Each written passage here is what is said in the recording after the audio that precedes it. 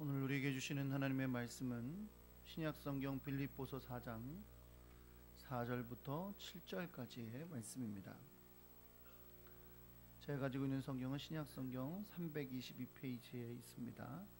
빌립보서 4장 4절부터 7절 말씀, 제가 한 절 읽고 여러분 한 절 읽고 교독하겠습니다. 주 안에서 항상 기뻐하라. 내가 다시 말하노니 기뻐하라.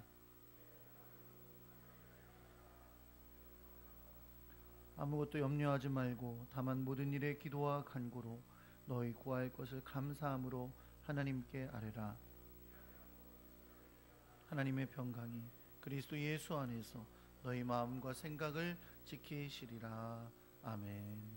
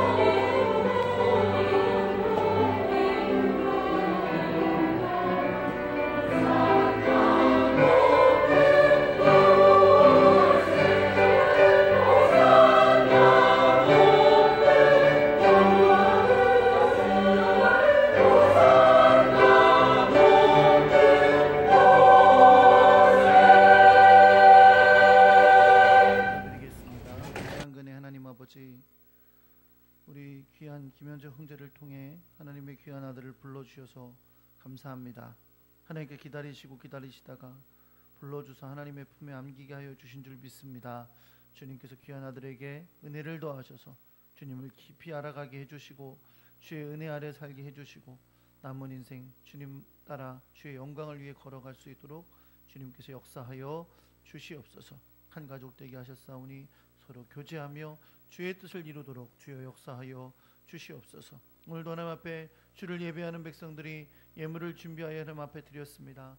마음에 주님을 향한 사랑과 소원과 주님을 향한 열정을 담아 주 앞에 드렸사오니 주님 받으시고 주님께서 저들의 손길을 복되게 하셔서 하나님의 놀랍고 귀한 뜻을 이루는 복된 인생 되게 해주시고 어렵고 힘들 때 힘주시고 능력 주시고 지혜 주셔서 죄악되고 험악한 세상 속에서 승리하며 하나님의 영광을 드러내게 하여 주시옵소서. 이 예물이 하나님의 뜻을 따라 아름답게 쓰여지게 역사하여 주시옵소서. 하나님 말씀을 듣는 시간입니다.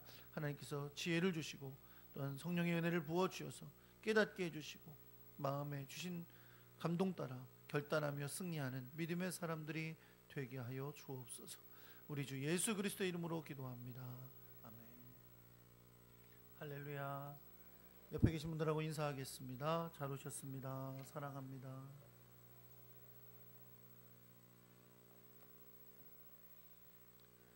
주님의 놀랍고 크신 은혜와 사랑이 여러분과 함께 하시기를 우리 주 예수 그리스도의 이름으로 축원합니다. 요즘 독감이 유행이라서 아프신 분들도 많고 그러신데 건강을 잘 챙기시기를 바랍니다. 손을 잘 닦으셔야 된대요. 만고불변의 진리, 손을 잘 닦아라. 뭐 주사 맞아도 걸린다니까 지금 그러는 반이긴 한데 하나님께서 여러분을 건강으로 지켜주시기를 예수 그리스도의 이름으로 축원합니다. 한번 따라해 볼게요. 기쁨. 피곤하세요? 네. 기쁨 지키기. 대강절 세 번째 주일입니다. 세 번째 촛불을 켜는 주일인데요. 이 세 번째 촛불은 기쁨의 촛불이라고 부릅니다. 주님의 오심이 우리에게 큰 기쁨인 것을 의미하는 그런 촛불이고요. 다시 오실 주님을 기쁨으로 맞이하자, 그런 의미로 우리가 함께 드리는 예배입니다. 어젯밤에 박항서 감독이 이끄는 베트남 축구 대표팀이 스즈키컵에서 우승을 차지했더라고요. 저는 뭐 보지는 못했는데 이 베트남이 어떤 대회에 나가서 우승을 한 게 굉장히 오랜만이래요. 최근에 박항서 감독이 베트남 대표팀 감독을 맡고 나서 굉장히 성적이 좋았기는 했지만 한 번도 우승을 한 적은 없었습니다. 드디어 이번에 스즈키컵이라고, 이 스즈키컵은 동남아시아 국가들이 하는 월드컵 같은 대회인데 그 대회에서 처음으로 우승을 차지했어요. 그래서 제가 이제 인터넷으로 기사를 보니까 감독을 행가래치고 온 국민이 다 너무너무 기뻐하는 그런 모습을 볼 수 있었습니다. 심지어 이번에 이 베트남과 말레이시아가 하는 스즈키컵 결승전을 우리나라에서 공중파에서 중계를 했어요. 그러니까 우리나라 경기도 아니고 다른 나라 하는 경기인데 다른 나라 하는 경기를 공중파에서 중계를 한 거예요. 케이블 TV도 아니고. 그만큼 관심이 있고 또 마음으로 박항서 감독을 응원하는 마음으로 그렇게 한 것이죠. 우리 박항서 감독이 참 신앙이 좋은 분입니다. 그래서 저도 이렇게 박항서 감독이 하고 있는 것을 굉장히 아주 기쁘고 즐겁게 보고 있습니다. 그런데 그렇게 이제 베트남 축구 대표팀이 스즈키컵에서 우승한 기사가 이렇게 나왔는데 그 밑에 보니까 또 무슨 기사가 나왔냐면 우리나라 축구 대표팀이랑 베트남 대표팀이랑 3월 달에 친선 경기한대요. 3월 달에 사실 되기 전에 아시안컵에서도 사실 만날 수가 있어요. 이제 아시안컵에서도 이렇게 만나고 또 뭐 3월 달에 친선 경기도 하고 이러는 상황이 된 거죠. 그러면 지금 우리가 지금 박항서 감독이 너무 잘해서 막 베트남을 응원하고 우승하니까 같이 기뻐하고 막 그러긴 하는데 만약 우리나라 대표팀하고 베트남 대표팀하고 붙었는데 졌어. 그러면 우리가 지금 박항서 감독이 너무 잘해서 막 베트남을 응원하고 우승하니까 같이 기뻐하고 막 그러긴 하는데 만약 우리나라 대표팀하고 베트남 대표팀하고 붙었는데 졌어. 그러면 우리가 지금 박항서 감독이 너무 잘해서 막 베트남을 응원하고 우승하니까 같이 기뻐하고 막 그러긴 하는데 만약 우리나라 대표팀하고 베트남 대표팀하고 붙었는데 졌어. 어떻게 괜찮으시겠어요? 아, 박항서 감독 잘하네. 그래서 같이 기뻐해 주시겠어요? 그러기가 갑자기 힘들겠죠. 갑자기 그 기뻐하던 마음은 사라지고 막 질투하는 마음도 생길 수 있고 굉장히 기분 나빠질 것 같다. 그런 생각이 듭니다. 여러분, 이게 세상 속에서 말하는 기쁨의 수준이에요. 우리가 말하는 기쁨이라는 것은 이렇게 가볍습니다. 되게 기뻐하는 게 큰일 같지만 기쁨은 너무 금방 사라지고 굉장히 조건적이고 상황에 얽매여 있다는 거죠. 예를 들어 볼까요? 아침에 우리 집 아이가 대학에 합격했다고 되게 기분이 좋았어요. 막 너무 기뻤어요. 근데 오후에 다른 집 아이가 더 좋은 대학 갔다는 소리를 들었어. 그랬더니 아침에 기뻤던 거 싹 사라졌어. 벌써 기분이 나빠졌어. 이게 우리의 기쁨의 수준이에요. 그래도 마음을 추스리고 오후에 백화점에 갔어요. 너무 마음에 드는 옷이 있는 거예요. 너무 마음에 들어. 가격도 너무 괜찮아. 그래갖고 샀어요. 너무너무 기분이 좋았어요. 그리고 와서 저녁 먹고도 집에서 심심해서 인터넷으로 클릭을 했는데 똑같은 옷이 인터넷에 있는 거예요. 5만 원 싸. 그럼 금방 기분이 나빠지는 거죠. 막 사기당한 것 같고 막 그렇게. 여러분, 이게 우리의 기쁨의 수준이에요. 너무너무 가벼운 기쁨의 수준. 금방 기뻤다가 금방 기분 나빠지는. 뭐에 따라서? 상황과 조건과 눈에 보이는 것에 따라서 달라지는 것이 우리의 기쁨의 수준입니다. 이렇게 사는 우리인데 오늘도 그렇게 살고 있고 내일도 그렇게 살 거고 매일매일 그 수준의 기쁨을 누리며 사는 우리들인데, 오늘 성경은 우리에게 이렇게 말씀하고 있어요. 사랑하는 형제들아, 주 안에서 항상 기뻐해라. 내가 다시 말한다. 잘 들어. 다시 말한다. 기뻐해라. 이렇게 성경이 우리에게 말해주고 있습니다. 우리가 여러분 하도 기뻐하라는 소리를 자주 들으니까 성경에서 기뻐하는 수준이 뭐 그냥 아무렇지도 않게 느껴지실지 모르지만, 사실 기쁨은 이유가 있어야 기쁘죠. 뭘 기뻐할 일이 있어. 그런데 성경은 아무런 이유도 얘기하지 않으세요. 형제들아, 잘 들어. 항상 기뻐해라. 다시 말할게. 다시 말할 테니까 기뻐해라. 이렇게 말해요. 이유도 없어요. 어떤 조건도 상황도 이유도 달지 않고 성경은 우리에게 항상 기뻐하라고 말씀하고 있습니다. 어떻게 그럴 수 있죠? 그럴 수 있으시겠어요?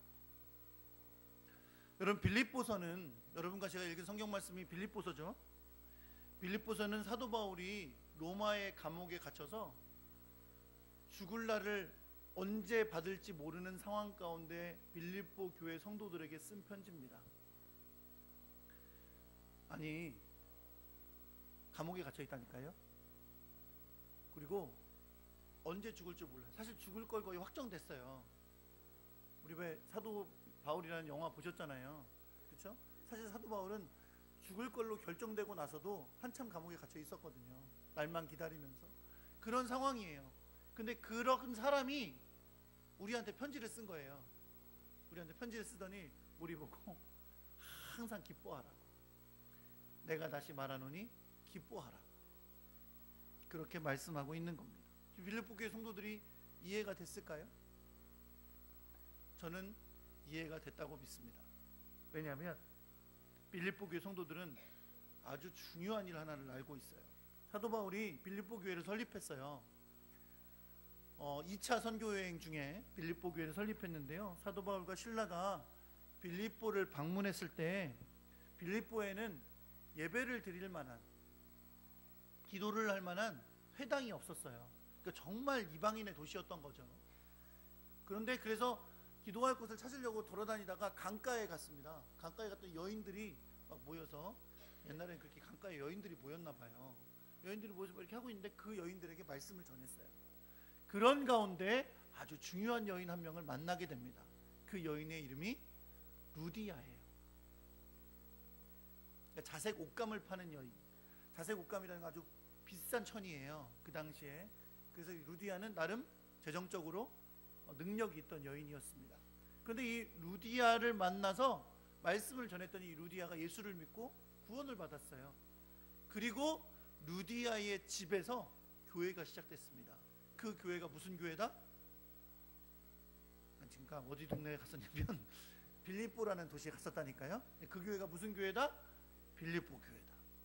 그게 빌립보 교회예요.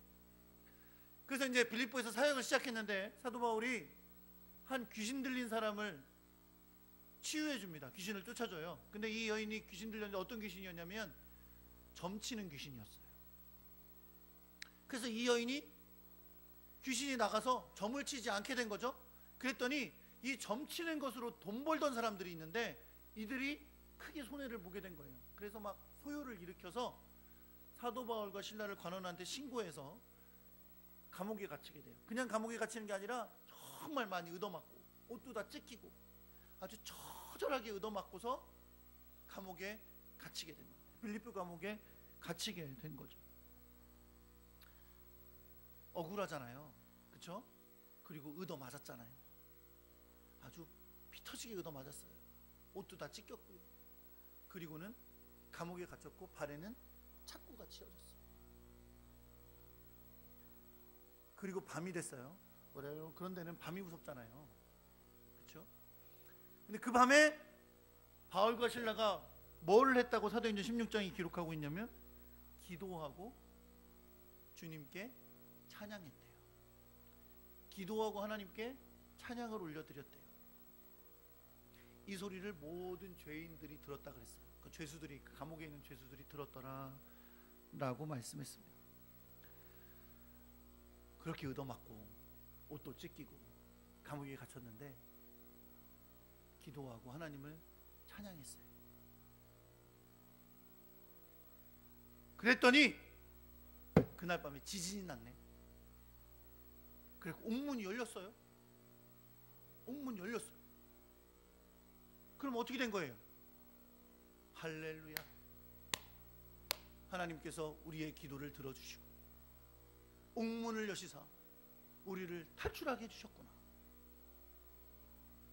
이렇게 돼야 될 것 같잖아요. 근데 그렇지 않았어요. 그렇죠? 바울과 신라는 밖으로 나가지를 않았습니다. 간수가 깜짝 놀랐어요. 졸다가 깨보니까, 옛날에 왜 밤에 근무 쓰면서 많이 졸아보셨죠? 남자분들 네, 다 아닌 척 하시네. 깨보니까 지진 나가지고 옥문이 다 열려있는 거예요. 다 도망갔을 거라고 생각한 거죠. 옛날에는 간수들이 만약에 죄인들을 놓치면 죄인이 당해야 될 벌을 본인이 받게 돼 있었어요. 근데 그 중에 사형수들도 있으니까 이젠 나는 죽었구나 해서 자결해서 죽으려고 했는데 그때 사도 바울이 부릅니다. 이 사람아 우리 안 가고 여기 있네 라고 불러요. 간수가 깜짝 놀라서 봅니다. 가보니까 죄인들이 다 그냥 있는 거예요. 바울과 신라를 데려다가 꺼내다가 자기네 집으로 데려가는데, 데려가면서 뭐라고 묻냐면 형제들, 선생님 내가 어떻게 하여야 구원을 받겠습니까? 라고 물어요. 갑자기 물은 게 아니에요. 다 본 거죠. 감옥에 저렇게 얻어맞고 와가지고 피를 철철철철 흘리면서 와서 겨우 누워서 감옥에 있으면서도 하나님께 기도하며 찬양하는 그들을 보았던 것이고, 지진이 나서 옥이 열렸는데 도망가지 않고 거기 있는 그들의 모습을 본 거예요. 그래서 그들을 데려다가 자기네 집으로 데려가서 좀 먹이고 씻기려고 데려가면서 선생님 내가 어떻게 하여 구원을 받겠습니까? 라고 물은 거죠. 그랬더니 바울이 아주 유명한 말로 대답을 합니다. 그때부터 유명했던 게 아니고 그 이후로 유명해진 거죠. 그 말로 뭐라고 대답하죠? 주 예수를 믿으라. 그리하면 너와 내 집이 구원을 받으리라. 유명한 줄 알았더니 안 유명하구나. 그렇게 대답을 합니다. 그날 그 온 가족이 예수를 믿고 세례를 받는 놀라운 역사가 일어나는 것을 여러분 믿으시기 바랍니다. 지금 바울이요, 이 빌립보 교회에 편지를 쓰고 있어요. 이 빌립보 교회에 누가 있겠어요? 그 간수가 있겠죠. 그리고 그 간수의 가족들이 있겠죠. 그들은 지금 사도 바울이 로마의 감옥에 갇혀서 언제 죽을지 모르는 상황 속에서도 이들에게 형제들이여 주 안에서 항상 기뻐하십시오. 내가 다시 말합니다. 여러분, 기뻐하십시오 라고 말하는 것을 가슴 깊이 느낄 거예요. 왜? 사도 바울은 그래, 우리에게 그런 모습을 보여주었었지. 감옥에 갇혀서 의도맞고 피를 흘리고 철철 쓰러져 있으면서도 기뻐하며 하나님께 찬양했던 그 모습을 우리에게 보여주었었지 라고 그들은 느끼고 있었을 것입니다. 그냥 들리지 않았겠죠. 어떤 말이? 항상 기뻐하라. 조건 따라 상황 따라 달라지는 게 아니고 항상 기뻐하라. 내가 다시 말하노니 기뻐하라 라고 하는 말이 그들에게는 사도 바울이 정말 옆에서 보여준 삶으로 보게 되었던 것입니다. 한 가지 여러분, 이 사도행전에서 보여준 사건 가운데 기억할 게 있어요. 사도행전의 이 사도행전 16장에 나오는 빌립보 감옥의 사건에서 사도 바울과 신라가 하나님을 찬양한 것뿐만 아니라 뭐 했다 그랬죠? 기도했다 그랬어요. 그 말은 우리에게 한 가지 중요한 사실을 보여줍니다. 우리가 어떠한 상황과 조건과 눈에 보이는 일들 가운데서도 인간적으로 생각하면 도무지 기뻐할 수 없는 상황 속에서도 하나님께서 우리에게 항상 기뻐하라 라는 명령이 실제가 되기 위해서 잊지 않아야 될 것은 기도하는 걸 잊지 않아야 된다는 겁니다. 그 영원한 기쁨, 항상 기뻐하는 삶의 비결은 바로 기도라는 거예요. 그 영원한 기쁨의 비결이 기도인 것을 여러분 믿으시기 바랍니다. 그 기도의 비밀을 오늘 본문 6절과 7절이 가르쳐 주고 있습니다. 여러분, 지금 제 말씀을 들으면서 이런 생각을 하시는 분들이 있을 거예요. 목사님, 나는 정말 열심히 기도하는 사람이거든요. 매일매일 기도해요. 그래도 항상 기뻐하는 거 안 돼요. 항상 기뻐하는 거 안 돼요. 맨날 잊어버려요. 기도해도 뭐 맨날 그래요 라고 느끼는 분들도 있을지 몰라요. 그런데 오늘 빌립보서 4장 6절과 7절의 말씀을 통해서 우리가 이 기도에 관해서 잘 깨달으셔야 돼요. 오늘 오신 여러분 정말 잘 오셨습니다. 아니, 매주 잘 오시는 건데 오늘 이 말씀을 또 듣게 돼서 더 잘 오셨다는 거죠. 6절 7절 말씀에 보면 우리가 항상 기뻐하는 사람의 모습을 보여주는데요. 여러분, 항상 기뻐하는 사람은 어떤 사람이냐면, 항상 기뻐하는 사람은 모든 일에 기도하는 사람이에요. 한번 따라해 볼게요. 항상 기뻐하는 사람은 모든 일에 기도하는 사람이다. 여러분, 이런 겁니다. 항상 기뻐하려면 내 모든 일이 기도로 하나님 앞에 있어야 되는 거예요. 할렐루야. 내가 내 삶의 모든 것들을 기도로 하나님 앞에 내어놓으면 내가 근심이고 걱정이고 염려였던 것이 감사 가운데 기쁨으로 바뀔 수 있다는 겁니다. 아, 기적이 일어나나 보다. 그게 아니에요. 오늘 말씀을 잘 들어보세요. 여러분, 염려라는 말이 있어요. 오늘 성경에 보니까 아무것도 염려하지 말고 오직 모든 일에 기도와 간구로 아뢰라 라고 말씀하는데, 이 염려라는 말은요, 원래 단어가 어원적으로 무슨 뜻이냐면 나뉘어진 마음이란 뜻이에요. 신앙적으로 말하면 이게 어떤 뜻이냐면, 염려는 내가 하나님 앞에 온전히 드리지 못했다는 뜻을 가져요. 내 마음이 하나님 앞에 온전히 드리지 못했다는 거예요. 다시 말하면 여러분, 이런 거죠. 사람이 염려한다는 것은, 그리고 염려하면서 기도한다는 것은, 기도하는데 온전히 하나님께 맡기지 못하고 기도하는 거예요. 그래서 아무것도 염려하지 말고 기도하라고 하시는 거예요.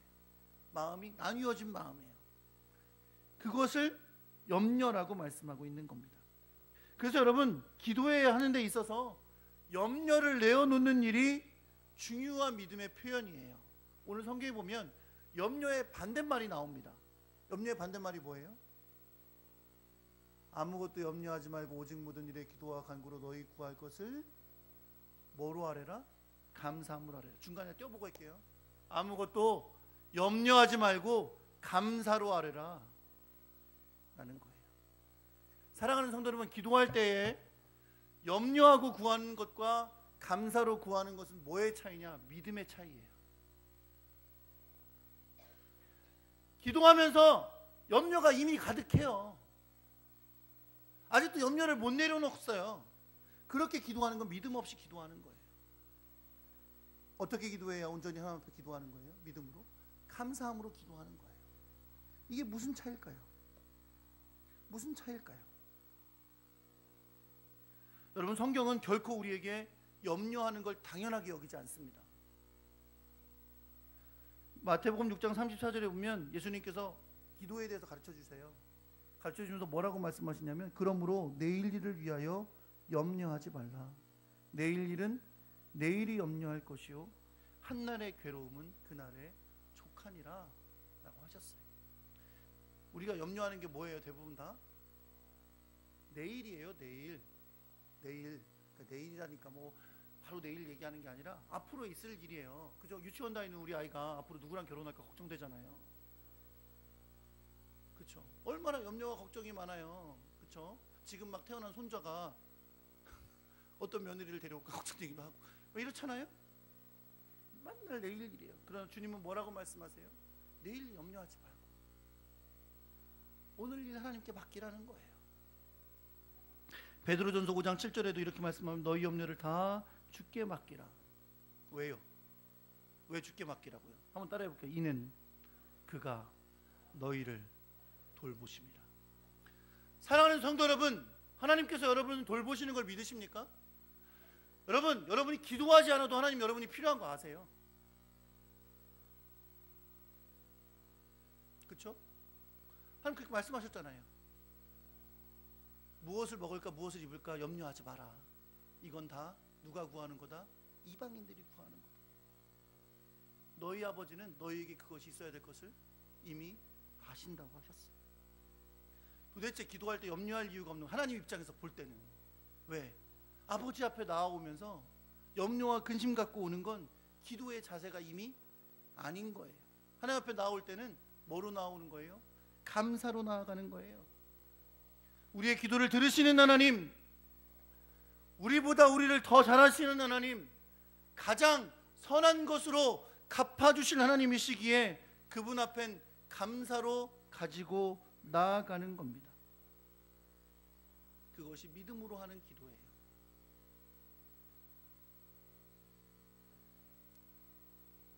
이렇게 염려를 다 주님께 맡기고 기도하는 사람들에게 일어나는 일은 무엇일까요? 오늘 본문은 두 가지를 말씀하여 주고 있습니다. 첫째는 하나님의 평강이 지켜주십니다. 한번 따라해 볼게요. 하나님의 평강이 함께 하신다. 여러분, 기도하는 사람은 하나님이 주시는 평강이 함께 하게 됩니다. 우리는 우리의 기도가 상황을 변화시키고 엄청난 기적을 일으키고 내가 주님께 소원하는 것들을 들어주시는 거라고 생각해요. 그렇게 생각하시는 분들 계시죠? 그게 완전히 틀린 말도 아니에요. 근데 여러분, 물론 하나님 그렇게 우리의 기도에 응답하시는 분이십니다. 그런데 한 가지 잊지 않아야 될 게 있어요. 여러분, 우리는 죄인이라서요, 얼마나 이기적이고 얼마나 욕심덩어리인지 몰라요.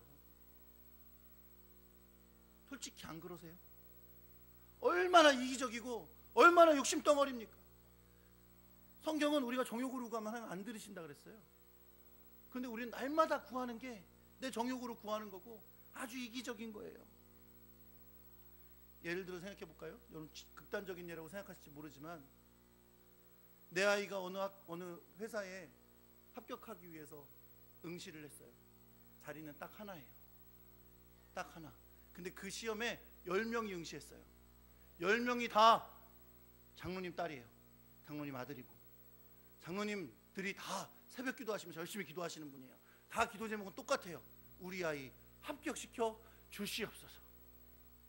자리는 한 명이고 10명이 시험 봤어요. 한 명 합격 몇 명이에요? 한 명이에요. 9명 기도는 틀린 겁니까? 9명이 한 기도는 실패한 거예요. 믿음이 없어서 응답 못 받은 거예요. 그렇게 기도와 기도의 응답을 생각하는 건 바로 우리가 이기적이기 때문이에요.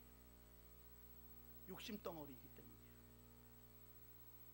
중에서 제일 믿음이 좋아서 그 사람이 합격했나요? 아마 제가 보기엔 제일 시험 잘 본 친구가 합격했을 거예요.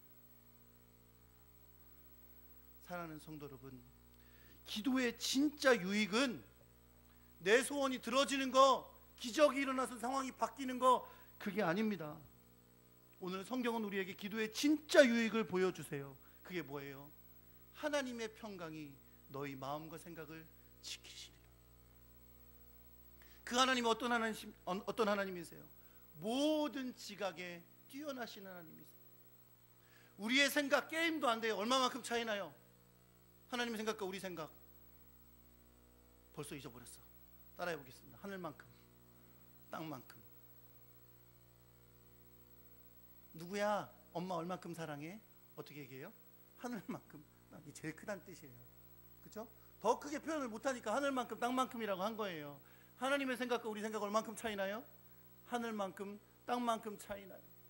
그 하나님이 우리 아버지시고 그 하나님이 우리의 기도를 들으시는 분이십니다. 내 생각같이 안 돌아와요. 내 생각같이 응답이 안 돼요.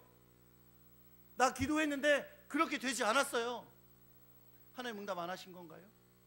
아니요. 하나님의 응답은 모든 지각에 뛰어나신 하나님의 평강이 너희 마음과 생각을 지키시리라.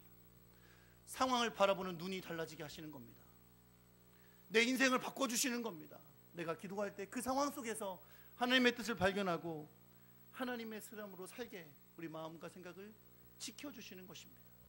물론 하나님 상황 변화시켜 주실 수 있어요. 내 소원에 응답해 주실 수도 있어요. 그러나 어떨 때 내 마음과 생각이 주님의 뜻에 합하게 변화될 때 내가 구하는 것도 주님의 뜻에 합당한 걸로 구하게 되는 거예요.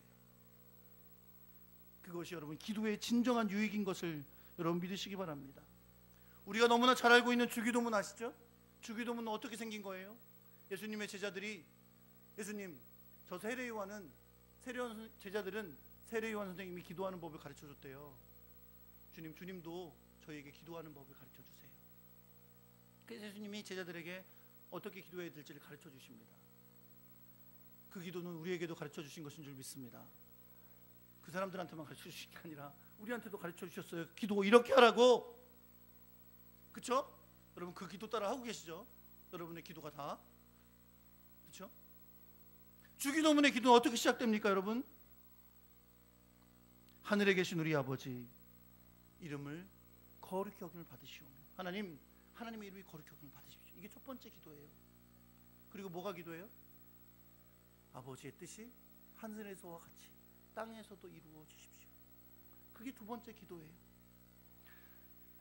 그렇게 하나님께 영광 돌리고 하나님 나라 구하는 기도 다 하고 나서 딱 나를 위한 기도를 하기 시작합니다. 뭐라고요?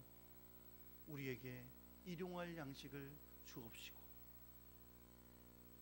일용할 양식 달라고. 일용할 양식.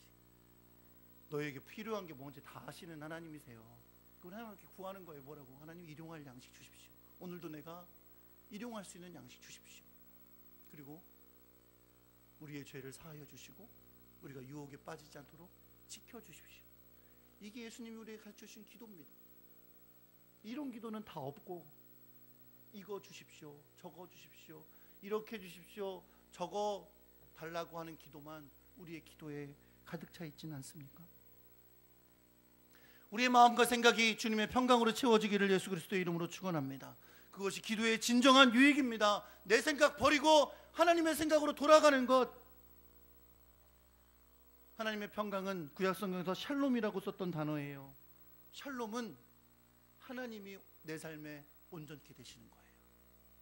내 삶에 하나님이 역사하시는 것, 내 삶을 통해 하나님이 일을 이루어 가시는 것, 하나님의 뜻이 내 삶을 통해 이루어지는 것, 그게 진정한 우리의 기도의 열매인 것을 여러분 믿으시기 바랍니다. 사랑하는 성도 여러분, 우리가 기도하면서도 기도의 참된 유익인 평강을 얻지 못하는 것은 지각에 뛰어나시고 우리보다 하늘만큼 높으신 그 하나님의 뜻을 바라보기보다는 내 욕심과 내 마음을 내려놓고 주님 앞에 서지 못하고 내 것만 달라고, 내 욕심 채워달라고, 내 소원 들어달라고 아직도 염려는 가득 차서 이거 안 되면 안 되는데,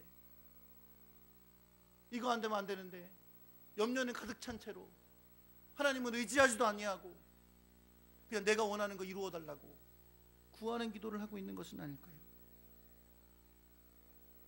여러분, 우린 기도할 때 큰 특권을 가진 사람들이에요. 어떤 특권? 예수님의 이름으로 기도합니다. 마태복음 16장 24절에 보면 지금까지는 너희가 내 이름으로 아무것도 구하지 아니하였으나 구하라 그리하면 받으리니 너희 기쁨이 충만하리라 했습니다. 우리에게 주시는 기쁨의 충만함은 우리가 주님의 이름으로 기도할 때 응답해 주시는 거예요. 주님의 이름으로 기도한다는 것은 우리가 주님의 뜻에 합당하게 주님의 영광을 따라 기도한다는 걸 뜻하는 것입니다. 우리를 위해 아낌없이 내어주신 그분의 이름으로 기도하면서 그저 온갖 내 욕심과 근심으로 가득해서 기도하는 것은 올바른 자세가 아니라는 겁니다. 주님은 우리가 진정 믿음으로 그리고 감사로 기도하길 원하십니다. 그러할 때 주님께서 세상이 줄 수 없는 평강을 우리에게 허락하여 주실 것을 여러분 믿으시기 바랍니다. 이렇게 기도함으로 주님이 주시는 참 평안과 기쁨을 누리는 사람은 삶에 드러나는 특징이 한 가지 있어요. 그게 뭐냐면 모든 사람에게 관용하는 겁니다. 관용은 친절하고 신사적인 태도를 말하는 거예요. 야고보서 3장 17절에 보면 똑같은 관용이란 단어가 나오는데 뭐에서 나오냐면 위로부터 지혜가 무엇인지를 가르쳐 줄 때 말합니다. 오직 위로부터 난 지혜는 첫째 성결하고 다음에 화평하고 관용하고 양순하며 긍휼과 선한 열매가 가득하다라고 말씀했습니다. 관용은 하나님으로부터 오는 지혜입니다. 다시 말해 기도 가운데 하나님을 의지함으로 참 평안과 기쁨을 누리는 사람에게는 관용이라는 열매가 있는 거예요. 다른 사람에게 친절합니다. 베풀어요. 신사적입니다. 왜요? 내 마음 가운데 주님이 주시는 평강과 기쁨이 있으니까.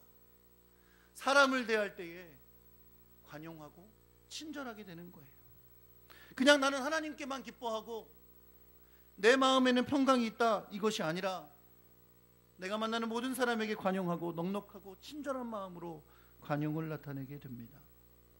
친절하고 신사적인 태도가 성령 안에 있는 참된 그리스도인의 삶의 열매인 겁니다. 말씀 마치겠습니다. 사랑하는 성도 여러분, 예수 그리스도의 오신 소식은 정말 큰 기쁨의 소식인 줄 믿습니다. 그리고 우리는 그 기쁨의 소식인 복음을 믿고 구원받아 하나님 나라의 백성이 되었습니다. 이것은 여러분 결코 변하는 기쁨이 아닙니다. 우리에게 영원한 기쁨인 줄 믿습니다. 그럼에도 불구하고 세상 가운데 살아가는 우리들은 우리의 기쁨을 세상 수준으로 가벼운 기쁨으로 바꿔놓고 살아요. 그런 우리들에게 주님은 기도하라고 하십니다. 아무것도 염려하지 말고 오직 모든 일에 기도와 간구로 너희 구할 것 하나님께 아뢰라. 그리하면 너희와 생각이 비교되지 않을 만큼 지각에 뛰어나시는 하나님이 그리스도 예수 안에서 너희 마음과 생각을 지켜주실 거다. 조건이 바뀌어도 상황이 바뀌어도 우리 마음과 생각이 고쳐지지 않으면 우린 참 평강이 없어요. 날마다 부족해요. 날마다 불만이고 날마다 염려해요. 그러나 예수 그리스도 앞에 예수 그리스도의 이름으로 하나님 앞에 우리의 염려를 다 내려놓을 때에 주님이 우리의 마음과 생각을 지켜주실 것을 여러분 믿으시기 바랍니다. 여러분 주님 다시 오실 겁니다. 믿으십니까? 대강절 기간은 주님 다시 오실 날을 기다리는 거예요. 어떤 얼굴로 주님 맞으시겠어요? 인상 너무 써서 여기 막 주름 다지고 막 맨날 근심이고 한숨 쉬고 인상 쓰다가 주님 만나지 마시고 주님 의지하고 주님이 주시는 평강으로 기쁨과 감사를 누리며 살다가 기쁨으로 주님을 맞이하는 여러분과 제가 되기를 우리 주 예수 그리스도의 이름으로 축원합니다.